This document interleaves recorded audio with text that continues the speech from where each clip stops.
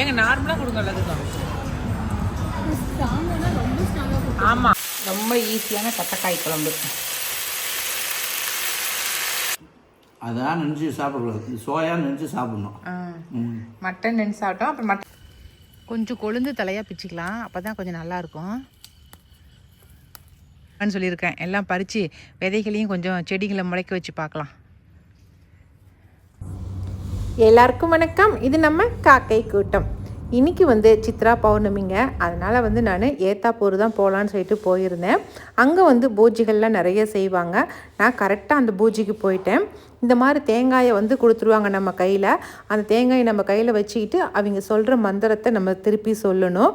அதுதான் நாங்கள் சொன்னோம். எல்லோரும் நிறைய பேர் வந்திருந்தாங்க. எல்லாருமே வந்து அந்த பூஜைகளில் கலந்துக்கிட்டாங்க. அந்த பூஜையெல்லாம் முடிஞ்சதுக்கு அப்புறமேட்டு சாமிக்கு வந்து லட்ச அபிஷேகம் பண்ணாங்க. இந்த அபிஷேகம் வந்து பார்க்குறதுங்கிறது ரொம்ப சிறப்புங்க. லட்ச அபிஷேக வார்த்தைகளை சொல்லி சாமிக்கு வந்து மந்திரம் சொல்கிறது தான் லட்ச அபிஷேகம். இது வந்து லக்ஷ்மி குபேர பூஜை. இது அதான் முன்னாடி வந்து குபேரருக்குரிய அந்த கட்டம்லாம் போடுவாங்க இல்லைங்களா, அந்த மாதிரி கட்டம்லாம் போட்டு அதுக்கப்புறம் தான் நம்ம உட்காந்து நம்ம கையில் தேங்காயை கொடுத்து அந்த மாதிரி பூஜை செய்ய சொல்கிறது. அவங்க சொல்ல நம்ம திருப்பி சொல்லலாம். இப்போ நம்ம பார்த்துட்டு இருக்கிறது வந்து லட்ச அபிஷேகங்க. லட்ச மந்திரத்தை சொல்லி சாமிக்கு வந்து பூ போட்டு அபிஷேகம் பண்ணுறதுக்கு பேர் தான் லட்ச அபிஷேகம்.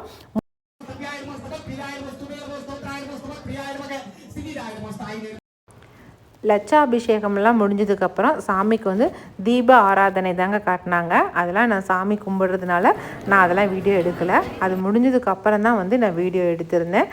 இப்போ நம்ம பார்க்குறது வந்து தீப ஆராதனை முடிஞ்சதுக்கப்புறம் நான் உங்ககிட்ட காட்டிகிட்ருக்கேன். ஐயாவும் வந்து சாமியை நேராக நின்று கும்பிட்றாரு பார்த்தீங்களா. அப்படி தான் வந்து நேராக நின்று சாமியை மனசார அப்படி ரசித்து நம்ம பார்த்து நம்ம சாமி கும்பிட்றது. எல்லாம் சாமிலாம் கும்பிட்டு முடிச்சதுக்கு அப்புறமேட்டு அங்கேயே வந்து சாப்பாடெலாம் கொடுத்துருந்தாங்க. அங்கே போய் நாங்களும் தட்டை எடுத்துகிட்டு போய் சாப்பாடு வாங்கிட்டு வந்துட்டோம். சாப்பாடு அவரைக்கொட்டை கத்திரிக்காய் குழம்பு, அதுக்கப்புறம் கேரட்டு பீன்ஸு பொரியல், அப்பளம், பாயாசம், இது மாதிரி நிறையா ஐட்டம் செஞ்சுருந்தாங்க. நம்ம கார்த்தி தம்பி தாங்க சமையல் அங்கே செஞ்சுருந்தார். பூஜையெல்லாம் முடிஞ்சிருச்சிங்க ஒரு 4 மணிக்கு. அதுக்கப்புறம் நாங்கள் சேலம் கிளம்பி வந்தோம். சேலம் வர வழியில் வந்து இந்த மகா சிவ் பவன் அப்படிங்கிற ஹோட்டலுக்கு தான் போகலான்ட்டு போனோம். இந்த ஹோட்டல் வந்து நம்ம ஏஎம் பிரியாணி கோட் இருக்கு இல்லைங்களா, அதுக்கு பக்கத்தில் தான் இருக்குது. புதுசாக ஓப்பன் பண்ணியிருப்பாங்க போல் இருக்குது. அதனால் போகலான்னு சொன்னால் மலர் பாப்பா. சரி, அதனால் போய் பார்க்கலாம் அப்படின்ட்டு போனோம். காஃபி குடிக்கலாம் அப்படிங்கிறதுக்காக தான் போயிருந்தோம். ஆனால் உள்ளே வந்து அவங்க பண்ணியிருக்க டிசைன் ரொம்ப நல்லா இருந்துச்சுங்க. தஞ்சாவூர் பெரிய கோவில் அது நல்லா அவ்வளோ அழகாக பண்ணியிருந்தாங்க. அந்த கண்ணாடிக்கு இதுக்குள்ளே அழகாக வச்சுருந்தாங்க. அதுக்கப்புறம் சிவனுடைய ஃப்ரேம் போட்ட ஃபோட்டோ ரொம்ப அழகாக இருந்துச்சு. சிவன்கிட்ட அந்த தொங்க விட்டுருந்த அந்த மணி ரொம்ப அழகாக இருந்துச்சுங்க.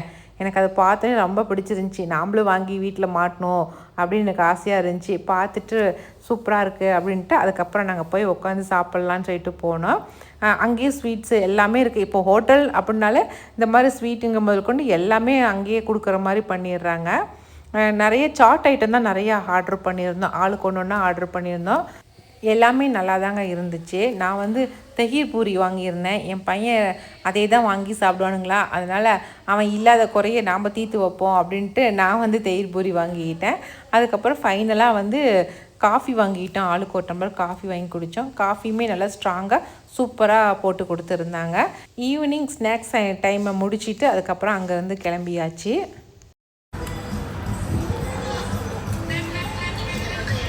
டேஸ்ட் நல்லாக்குதா?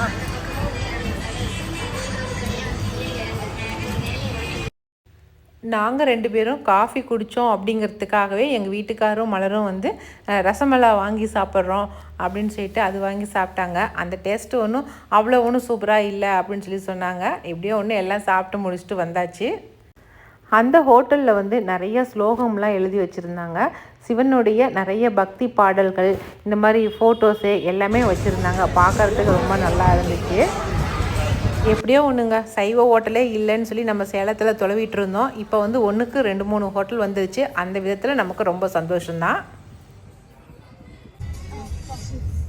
அடுத்ததா ஒரு வீட்டுக்கு செடி திருடுறதுக்கு போகிறோம். காலையிலேயே நாங்கள் வந்து அந்த செடியை பார்த்துட்டு போயிட்டேன். அதனால இப்போ அந்த செடியை தேடிக்கிட்டு போயிட்டு இருக்கிறோம். அதேதான். இது இல்ல அந்த சந்தில வடங்கணும் எங்க அம்மா தப்பா சொல்றாங்க. இது இல்ல அது மேல பூ இருந்துச்சுடி. இதுவா சொன்னேன். இதேதான் சிகப்பு கலர் இது. ஆமா ஆமாங்க, செவப்பே தான் கரெக்ட். மருதாணி, சிகப்பு மருதாணி. ஆனா இது எப்படி ஒடிச்சிட்டு வர்றது தெரியல, இல்ல யார் போய் ஒடிக்கிறது இல்ல. அயனார் ஒடிக்க போறானா சுகன்யா ஒடிக்க போறாளா தெரியல. எஸ் சுகன்யா, இன்னும் 2 கோல் தான் வெட்டிருக்க மாட்டேன். திருடுறோம். என்ன வேணுமா? இன்னும் ஒரு 2 கோல் ஒட்டி. போதும் பெருமா. நினைச்சுக்க போறேன். மலரு வீட்டுக்காரங்க வீடியோ பார்த்துட்டு கேட்டாங்கனாக்கா சத்தியமா மலர் தான் சொன்னா அங்க இருக்குது செடின்னு சொல்லிடுவேன். டிஸ்க்ளைமர் போட்டுக்கோங்க. எனக்கு எதுக்கும் எந்த சம்மந்தமும் கிடையாது. இல்ல பூ இருக்கிற மாதிரி உடைக்கலன்னா பூலாம் வயருக்கு விசனத்த மாதிரி. இன்றைக்கி நைட்டு டின்னருக்கு வந்து இந்த முளைக்கட்டின பச்சைப்பயிரை வச்சு தாங்க ஒரு சப்பாத்தி செய்யலான் அப்படின்ட்டு இருக்கேன். அந்த பச்சைப்பயிரை வந்து நல்லா அரைச்சி அது கூட வந்து கோதுமை மாவு சேர்த்து இன்னும் என்னென்ன பொருள்லாம் சேர்த்து சப்பாத்தி மாவு பிணைறேன் அப்படிங்கிறத நான் இந்த வீடியோவில் காட்டுறேன். நீங்களுமே ட்ரை பண்ணி பாருங்கள். இதுக்கு வந்து வெங்கடேஷ் பட் சாரோடைய குருமா குழம்பு தான் வச்சுருந்தேன். முளைக்கட்டின பச்சைப்பயிருங்க. இந்த பச்சைப்பயிரை வந்து கொஞ்சமாக இதில் போட்டு அரைச்சிக்கலாம். நம்ம நிறையெல்லாம் போடணுங்கிறதுலாம் இல்லை, கொஞ்சம் போட்டுக்கிட்டோமா போதும். ஒரு 2 கைப்பிடி அளவுக்கு போட்டிருக்கிறேன் நான். இதை முதல்ல நைஸாக அரைச்சி எடுத்துகிட்டு வந்துடுறேன். இப்போ இதை அரைச்சாச்சு. இதை எடுத்து நம்ம இந்த பாத்திரத்தில் போட்டுடலாம். இது கூட தான் வந்து நம்ம கோதுமை போட்டு பிணைய போகிறோம். சரிங்களா?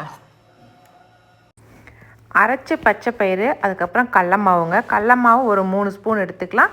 அதுக்கப்புறம் கஸ்தூரி மேத்தி கொஞ்சம், கூட வந்து மஞ்சத்தூள், மிளகாய்த்தூள், உப்பு, நம்ம கொத்தமல்லி தழை கட் பண்ணி கொத்தமல்லி தழையும் எடுத்துக்கணும். எல்லாமே எடுத்து வச்சிட்டோம் பாருங்கள். இப்போ வந்து நம்ம கோதுமை மாவு போட்டுடலாம். இது கூட போட்டு பிணைய வேண்டியது தான். அவ்வளோதான். இது போட்டு நம்ம தண்ணி ஊற்றி எப்பவும் போல் பிணைஞ்சிக்க வேண்டியது தான். நான் இதெல்லாம் ஒன்றா சேர்த்து மாவு பிணைஞ்சிட்டு காட்டுறேன். கூட கொஞ்சம் கொத்தமல்லி தழை கொஞ்சம் நிறையாவே போட்டுக்கலாம். அப்போ தான் நல்லாயிருக்கும். அவ்வளோதாங்க. சப்பாத்தி உருட்டி வச்சுங்க. இப்போ இது வந்து 1 பூரியாக போடலாம். பூரி போட்டாலும் ரொம்ப நல்லாயிருக்கும். 1 வந்து சப்பாத்தியாக சுட்டலான்னு எடுத்து போட்டிருக்கேன். நம்ம எது வேணாலும் செஞ்சுக்கலாம் இதில். ஆனால் சூப்பராக இருக்கும். டேஸ்ட்டு கடல மாவு போட்டிருக்கோம் இல்லையா, அது ருசி பயங்கர டேஸ்ட்டாக இருக்கும். பாருங்கள், சூப்பராக வந்திருக்கு. கலருமே பாருங்கள் எவ்வளோ சூப்பராக இருக்குதுன்னு.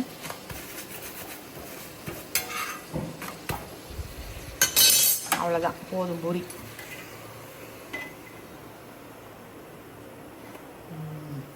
ஸ்கூல் லஞ்ச் பாக்ஸுக்கெலாம் சூப்பராக கொடுத்து விடலாம். ஓகே, அவ்வளோதான். சப்பாத்தி 2, பூரி 2 சுட்டாச்சு.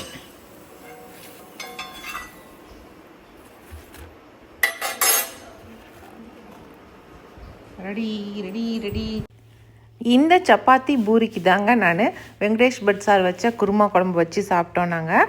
ரொம்ப சூப்பராக இருந்துச்சு. நீங்களுமே ஒரு ட்ரிப் ட்ரை பண்ணி பாருங்கள். அயனார்கிட்ட இருந்து ஆர்டர் எடுத்த கேக் வந்து ரெடி ஆகிட்டு இருக்கு. ஏன்னா நாளைக்கு வந்து கொடுக்கணும் இல்லைங்களா, அதுக்காக டபுள் டக்கர் கேக்கு, சின்ன சைஸ் கேக்கு இப்போ ரெடி ஆயிடுச்சு. அடுத்து பெரிய சைஸ் கேக் ரெடி ஆகுது.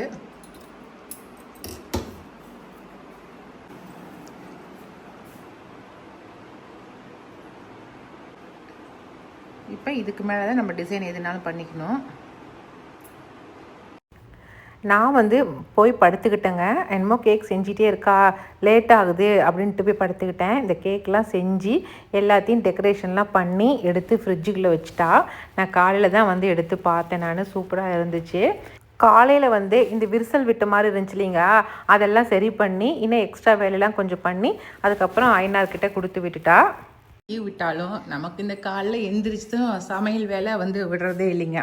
காலையிலே வந்து ஏன்னா நம்ம வினிசா பொண்ணு வந்து பேக்கிங் கிளாஸ் போகிறா இல்லைங்களா, அதனால தான் காலையிலே சாதமும் வடிச்சிட்டேன். 2வது சோயா போட்டு இன்றைக்கி ஒரு கிரேவி பண்ணியிருக்கேன். சோயா கிரேவி பண்ணிட்டேன். சப்பாத்திக்கு தேங்காய் ஊற்றி தான் பண்ணியிருக்கேன். ஏன்னாக்கா அப்போ தான் வந்து மட்டன் குழம்பு மாதிரி இருக்கும். சப்பாத்திக்கு பூரிக்கு ரொம்ப நல்லாயிருக்குன்னு அது மாதிரி செஞ்சுட்டேன். அடுத்தது வந்து லஞ்சுக்கு வந்து தட்டைக்காயும் கத்திரிக்காயும் போட்டு குழம்பு வச்சிடலான்னு. அடுத்தது வாழைப்பூ பொரியல் பண்ணியிருக்கேன் லஞ்சு கொண்டுட்டு போகிறதுக்கு.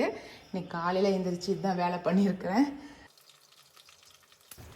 அடுத்ததாக தட்டைக்காய் குழம்பு தாங்க வைக்க போகிறேன். அது ரொம்ப ரொம்ப ஈஸிங்க. எண்ணெய் விட்டு பட்டை லவங்கம் போட்டுட்டு கருவேப்பிலை போட்டு அதுக்கப்புறம் கட் பண்ணி வச்சுருக்கிற கத்திரிக்காய், வெங்காயம் எல்லாத்தையும் போட்டு நல்லா வதக்கி விட்டுருணுங்க. நல்லா கத்திரிக்காய் வதங்கின பிறகு ஒரு தக்காளி போட்டுக்கலாம். தக்காளி போட்டு அதுவும் வதக்கி விட்டுட்டு அதுக்கப்புறம் நம்ம உரிச்சு வச்சுக்கிற தட்டைக்காய் எடுத்து போட்டுடணும். தட்டைக்காய்ங்கிறது காராமணி தான் நாங்கள் அப்படி தட்டைக்காய்ங்கிறோம். அது பச்சையாக இருக்கும் போது அதை தட்டைக்காய்ங்கிறது நாங்கள். அதையும் நல்லா வதக்கி விட்டுட்டு அதுக்கு வந்து நல்லா உப்பு, அதுக்கப்புறம் மஞ்சத்தூள் கொஞ்சம், மிளகாய் தூள், கொத்தமல்லி தூள் இது எல்லாத்தையும் போட்டுக்கிறது நம்ம காரத்துக்கு ஏற்ப போட்டுவிட்டு அதையும் நல்லா வதக்கி கொடுத்துட்டு தேவையான அளவு தண்ணி விட்டமாக்கா நல்லா தண்ணி விட்டு கொதிக்க விட்டுருணுங்க. தட்டைக்காய்ங்கிறதுனால வேகிறதுக்கு கொஞ்சம் லேட் ஆகுங்க. அதுதான் தண்ணி விட்டு முதல்ல வேக வச்சுறது. அதுக்கப்புறமேட்டு தான் நம்ம வந்து தேங்காய் ஊற்றி வேக வைக்கணும். தேங்காய் கூட வந்து கசகசா, சோம்பு, கொஞ்சமாக பொட்டுக்கல்லை போட்டு நல்லா நைஸாக அரைச்சி அதை அந்த குழம்புல ஊற்றினோமாக்கா குழம்பு வந்து சூப்பராக ரெடி ஆயிரும். அவ்வளோதான், எல்லாம் சமைச்சு முடிச்சாச்சு. எல்லோரும் சாப்பிட்டும் போயிட்டாங்க. சாப்பிட்டு லஞ்சு கட்டி எடுத்துக்கிட்டு போயிட்டாங்க. என்ன பண்ணாலும் மட்டன் டேஸ்ட்டு வர்றதில்ல இந்த சோயா செஞ்சாக்கா. எதையும் சொன்னல அதான் நினச்சி சாப்பிடக்கூடாது, சோயா நினச்சி சாப்பிடணும். மட்டன் நினச்சி சாப்பிட்டோம் அப்புறம் மட்டன் சாப்பிட்ற ஆசை வந்துடும். அதனால் சோயா கிரேவி அப்படின்னு நினச்சி சாப்பிடணும். இப்போ டிஃபன் வேலையும் முடிஞ்சிருச்சு, லஞ்சு வேலையும் எனக்கு முடிஞ்சிருச்சு. இதுக்கு மேலே வந்து போய் காட்டில் கொஞ்சம் வேலை இருக்குது. 2 நாளாக மழை பெஞ்சிச்சு இல்லைங்களா, அதனால் இன்றைக்கி போய் தோட்டத்தை இன்றைக்கி போய் பார்க்கணும். 2வது வண்ணவலை போய் பார்க்கணும். 2 வேலை இருக்குது எனக்கு.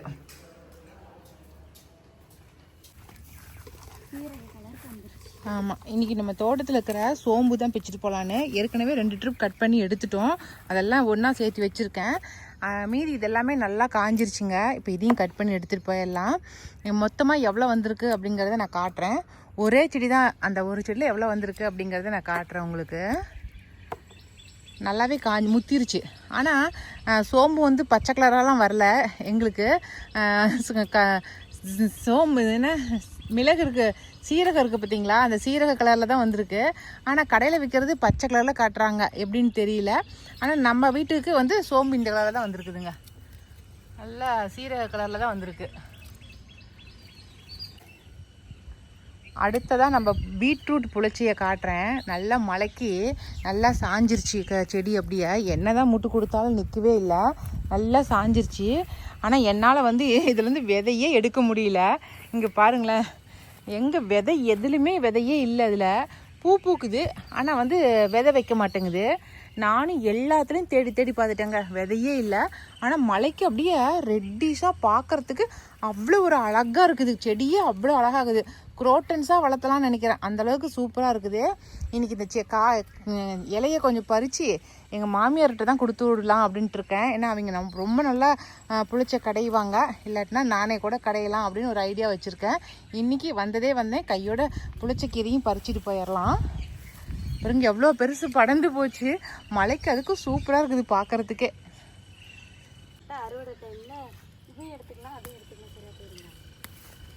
கொஞ்சம் கொழுந்து தலையாக பிச்சுக்கலாம், அப்போ தான் கொஞ்சம் நல்லாயிருக்கும்.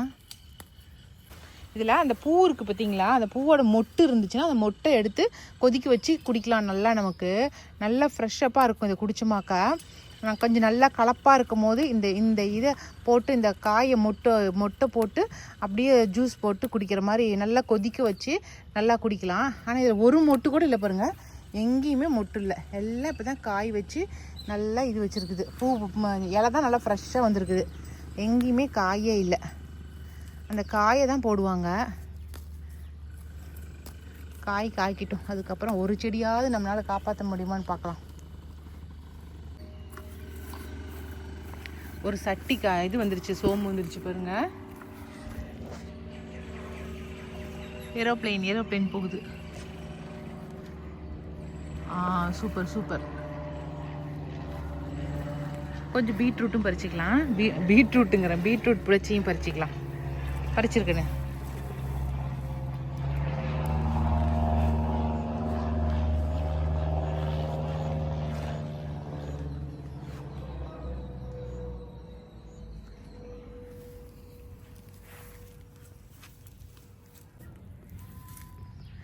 கீரை மட்டும் பிக்கல, அப்படியே வந்து கொஞ்சம் விதைகளையும் பிச்சுக்கிட்டேன். அப்படியே வந்து ஹெல்த் டீ குடிக்கிறதுக்கு கொஞ்சம் அதனுடைய மொக்குங்களையும் பிச்சுக்கிட்டோம். பூவு மொக்கு எல்லாமே பறிச்சுக்கிட்டேன். இன்றைக்கி நான் வச்சு குடிக்க போகிற டீ வந்து இந்த பீட்ரூட் புளிச்சக்கீரையோடைய டீ தான் குடிக்க போகிறேன். இதுக்கு என்னமோ ஒரு பேர் ரோசலின் ஹெர்பல் டீன்னு சொல்லுவாங்க. அந்த டீ தான் இன்றைக்கி நான் குடிக்க போகிறேன். இன்றைக்கி அவ்வளோதாங்க. இன்றைக்கி வீடியோ இதோட முடிஞ்சிருச்சுங்க. இந்த வீடியோ பிடிச்சிருந்துச்சுனாக்கா லைக் பண்ணுங்கள். மறக்காமல் நம்ம காக்கை கூட்டத்துக்கு சப்ஸ்கிரைப் பண்ணிடுங்க. இனி அடுத்த ஒரு புது வீடியோவில் சந்திக்கலாம். பாய்.